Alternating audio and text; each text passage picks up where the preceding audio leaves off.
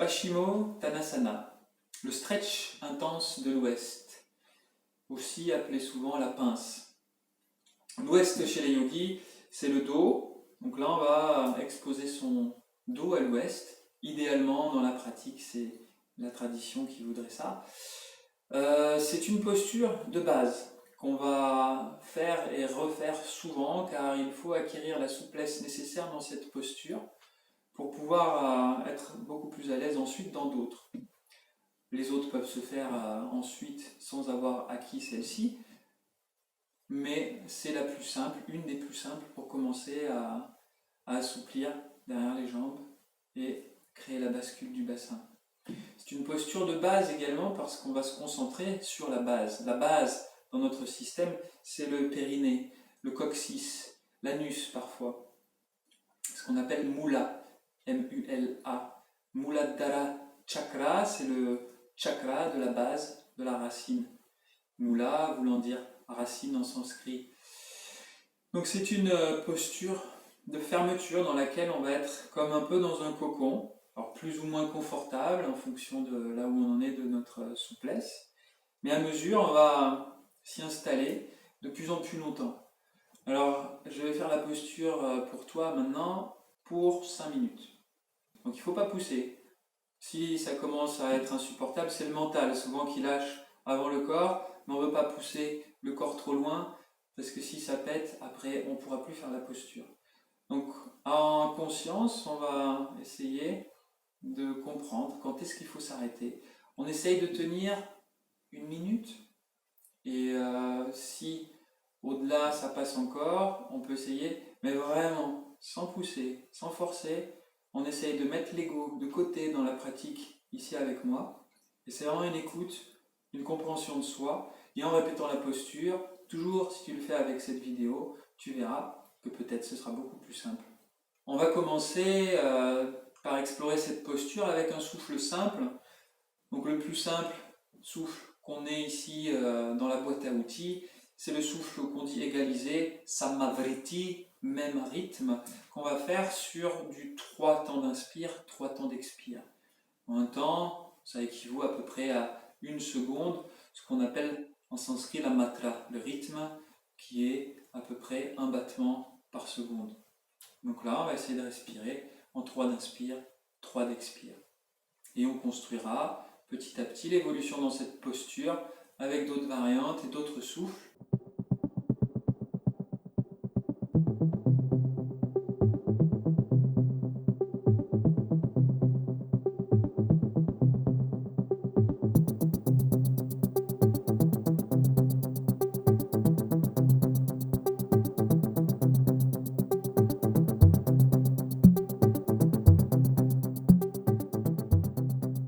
Tu t'installes, tu essaies de mettre les os en contact au sol, les os des fesses. Tu mets un peu d'écart entre les pieds, tu mets les pointes de pied vers la tête en tendant déjà un petit peu les jambes et tu essaies de trouver cet angle droit là.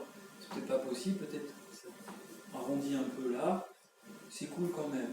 Donc autant que faire se peut, tu cherches ça et puis on va y aller. En inspirant, tu vas pousser depuis le sacrum, allonger le dos et étirer vers le ciel.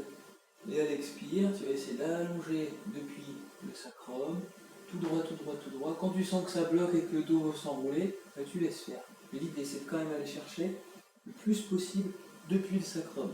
À plat, à plat, à plat, à plat. Et du coup, quand ça bloque et que tu ne peux plus enrouler, tu laisses descendre les mains qui viennent accrocher les mollets, les chevilles, les pieds, idéalement un jour peut-être les orteils. Tu lâches la tête, tu la laisses tomber. Et là, tu vas installer un rythme de souffle en 3 d'inspire, 3 d'expire. Mais tu peux allonger vers 4-4, 5-5, 6-6, etc.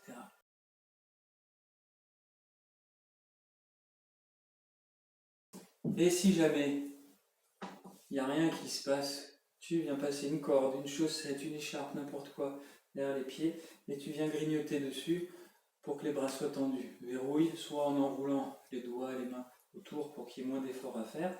Et là, c'est, même si le dos va repartir en arrière, c'est verrouillé. Et tu relâches.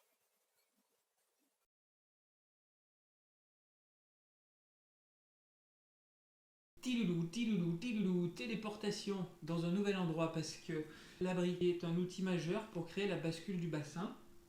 La bascule du bassin, en fait, quand on est tendu du dos et de derrière les jambes, ça fait ça. Ça fait que le bassin n'est pas basculé et ça tire dans le dos tendu et derrière les jambes tendues. Et petit à petit, hop, on va pouvoir créer la bascule comme si en gardant les talons là où ils sont, on voulait reculer les os des fesses, ça allonge les jambons derrière et ça permet ensuite de descendre un peu plus bas avec le dos un peu plus droit. Mais tant que les cuisses derrière ne sont pas étirées, la bascule va être galère à faire. Donc on se retrouve un peu dans cette configuration là. Pour que ce soit moins ingrat, on peut mettre la brique sous les fesses. De cette façon, le poids du corps est vers l'avant. Et le dos te tire plus vers l'arrière. Et aussi, tu peux mettre la corde derrière les pieds pour verrouiller la posture. Voilà pour ça. Tu peux aussi mettre la brique sous les jambes. Alors, ça peut être deux briques ou des bouquins un peu plus fins.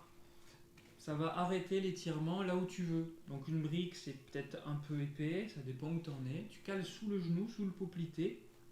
Ça va arrêter l'étirement. C'est toi qui gères, tu adaptes la hauteur pour pouvoir rester dans la posture. Si jamais ça pique beaucoup ou que ça fait mal, tu fais ça et tu peux rester plus longtemps dans la posture pour profiter de l'étirement et du souffle.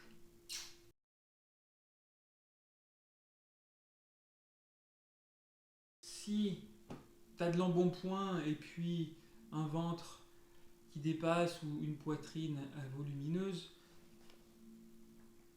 tu peux écarter un peu les jambes pour laisser passer le ventre. C'est possible. Pour sortir de la posture, tu vas lâcher et remonter en inspirant. Faire une pause ici, poumon plein, avant de relâcher tout et d'aller sur le dos. À 1 minute, 2 minutes, 3 minutes, 4 minutes, et à la fin, si tu veux sortir, tu sors en faisant ça. Ou à tout moment, si tu en as marre, tu sors comme ça, pour qu'il y ait toujours une conscience, autant dans la façon dont on va en posture, en poussant vers le haut, en allongeant, que de la façon dont on sort de la posture. Il y a de la conscience dans les deux actions. Et après, la phase d'observation sur le dos pour intégrer à ressentir.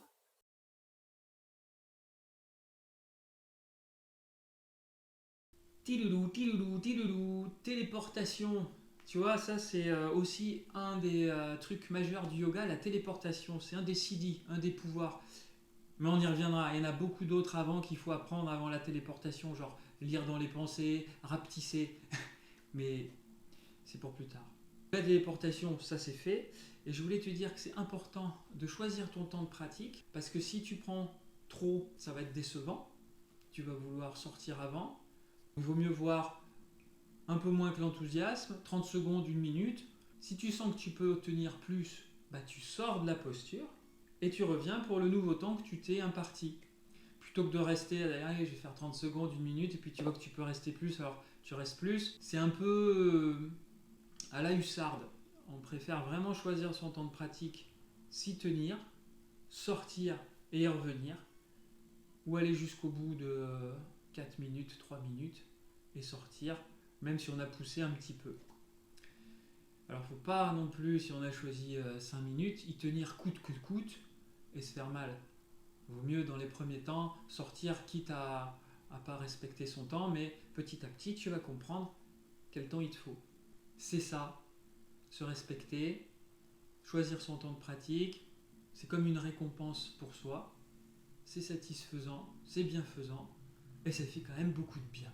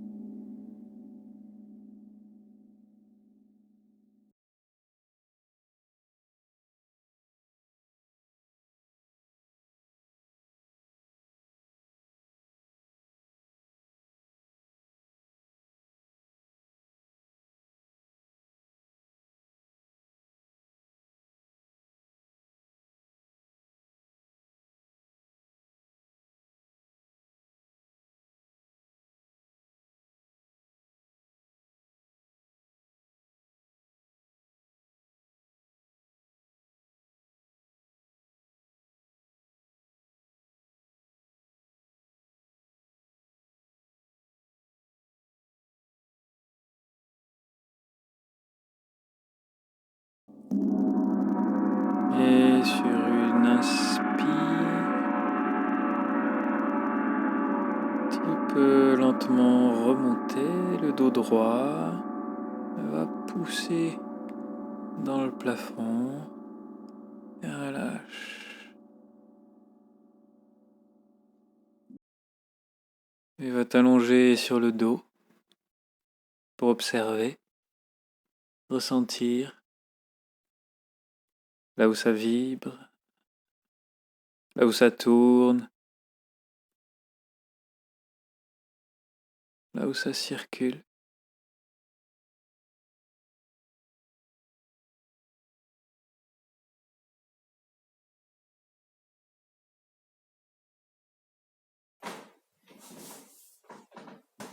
Donc voilà, ça tu peux le faire tous les matins ou plusieurs fois par semaine, entre 1 minute et 5 minutes. Et à mesure, tu vas voir les progrès. Ton dos va petit à petit descendre, moins s'enrouler, descendre de plus en plus droit, et ça va de moins en moins tirer derrière les jambes. Om Shanti Shanti Shanti. Si tu as aimé cette vidéo, tu peux maintenant télécharger ma formation gratuite en cliquant sur le lien en haut à droite.